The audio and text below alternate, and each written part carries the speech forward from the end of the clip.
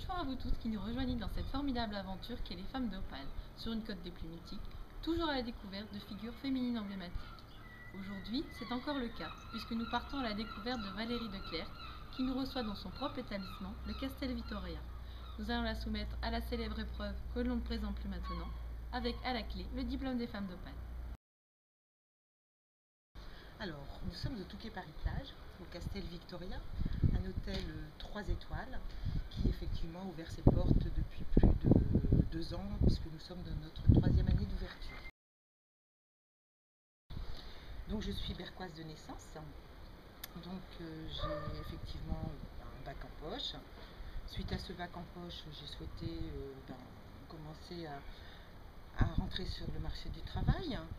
J'ai fait mes premières armes dans une administration. J'avoue que ça ne m'a pas vraiment plu.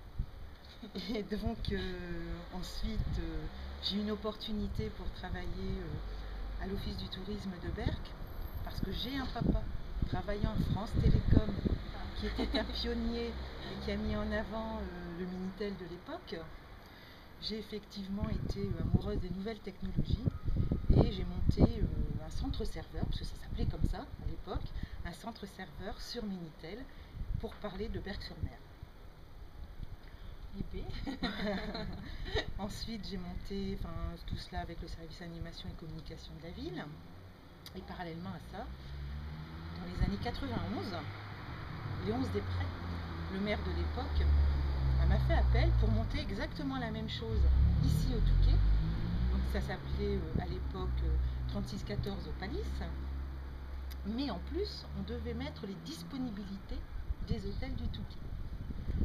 De fil en aiguille, eh bien, j'ai mis en place ce système de disponibilité hôtelière. J'ai monté un petit service groupe au niveau du Palais des Congrès. Ensuite, en 92, Pierre-Éric Rémolleux, que je vous reparlerai un petit peu plus tard pour vous dire un peu qui est cet homme. Pierre-Éric Rémolleux était le directeur de station de l'Office du tourisme.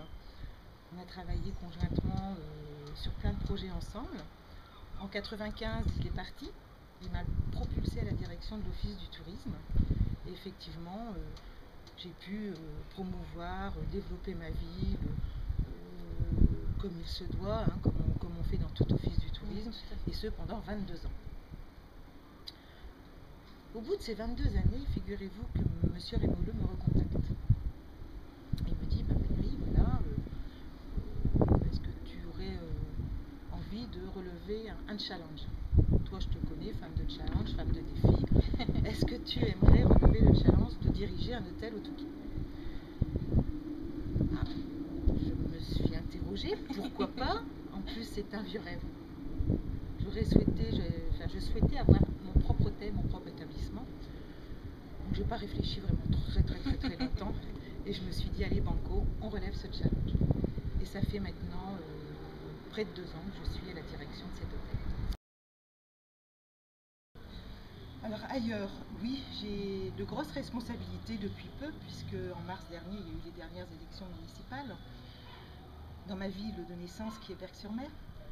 Et je me suis engagée auprès de Bruno Cousin, qui a été élu, et qui m'a confié en fait le poste d'adjointe au tourisme. Alors il est évident que je reviens à mes premières amours. Berck est une pépite en soi, qui a un développement touristique à y apporter, et je veux contribuer à ce développement en y apportant bien évidemment mon expérience. Cet hôtel a été construit, il fait partie des 3 hôtels construits après la Première Guerre mondiale. Ensuite, cet hôtel, pendant la Seconde Guerre mondiale, il a été un dispensaire pour les soldats. On dit même que Churchill est venu les saluer. Oui. Et que ce bâtiment était aussi inscrit au niveau de l'architecture. Et quand il a été racheté en 2009 par M. Rémolleux, le propriétaire, le fameux M. Rémolleux, en fait, on a voulu garder l'esprit de l'hôtel. Rien n'a bougé en façade, y compris les petits balcons d'ailleurs. Je ne sais pas si vous avez vu au niveau des terrasses. Et donc cet hôtel n'a pas changé, sauf l'intérieur. Donc effectivement, en 2009, il y a eu 2 ans de travaux, de très gros travaux. Et on a voulu créer des ambiances dans cet hôtel Donc des chambres cosy ou des chambres charme, mais aussi le jardin zen où nous sommes actuellement, la terrasse où nous étions auparavant. Nous avons également une bibliothèque qui est très cosy avec une salle de billard. Et nous avons un bar qui s'appelle le Mood, et là où j'organise régulièrement des apéros jazz en fait. Alors mes fonctions, je suis directrice d'exploitation. Alors ce bel endroit, c'est magique, toutes ces atmosphères différentes. Là le salon bibliothèque cosy, la terrasse, effectivement le jardin zen, on ira peut-être au bar tout à l'heure. Donc cet endroit, je suis vraiment tombée amoureuse. Donc j'exploite aujourd'hui cet hôtel, 25 chambres, toutes de catégories différentes. Entre eux, ça va de la cosy à la charme, junior suite, suite et privilège. Une équipe de 7 personnes constituée de femmes de chambre, veilleurs de nuit et réceptionnistes. Et un hôtel ouvert toute l'année. Et comme j'ai précisé tout à l'heure, au Mood Bar, j'organise 2 fois par mois des apéros jazz avec des orchestres locaux. Et je voudrais en fait que ce bar soit le lieu de rendez-vous des Touquetois ou des résidents, qui permet effectivement des petits moments de détente et de rencontre, comme l'Ascot Bar dans le passé. Alors effectivement, il y a d'autres animations que j'ai mis en place cette année, que je vais développer autrement l'année prochaine, telles que les mardis du vinyle. En fait, on remet au goût du jour le vinyle. On s'aperçoit qu'on en a tous dans nos greniers, qu'on ne les écoute plus parce qu'il n'y a plus de platine. Donc on met à disposition la platine à nos clients.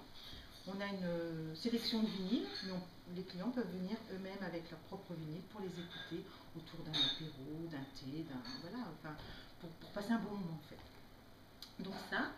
Ensuite, Elisabeth, qui est une Anglaise et qui fait des cupcakes, des gâteaux anglais. On s'est associé avec elle et on fait le dernier jeudi de chaque mois un spécial tea time avec ses gâteaux. Donc j'avoue que pour les gourmands c'est sympa. Et on souhaiterait aussi développer une petite animation avec le billard. Alors, est-ce que c'est une réussite? En tout cas, pour moi, je m'éclate dans tout ce que j'ai fait. J'avoue que l'envie de faire, l'envie de partager, relever des défis, des challenges, ça m'anime. Et de donner en fait aux autres, que ce soit mes clients, que ce soit les acteurs économiques dans un office du tourisme, aux habitants ou pour ma ville tout simplement, j'avoue que c'est très important pour moi d'être moi-même et de rester moi-même. Merci beaucoup Valérie.